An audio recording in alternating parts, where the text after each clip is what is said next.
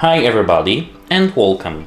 Today I have the WORX electric twin cell and I'm going to tell you how you can easily insert the oil straight into this twin cell.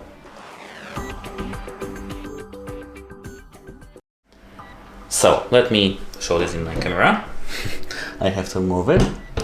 Here, as you can see, we have this thing over here, this label, and something that we can open. Here we have to open that, and inside we have to insert the oil.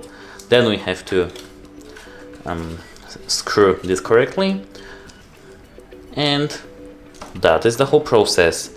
That's it. Hope it helps you, and goodbye.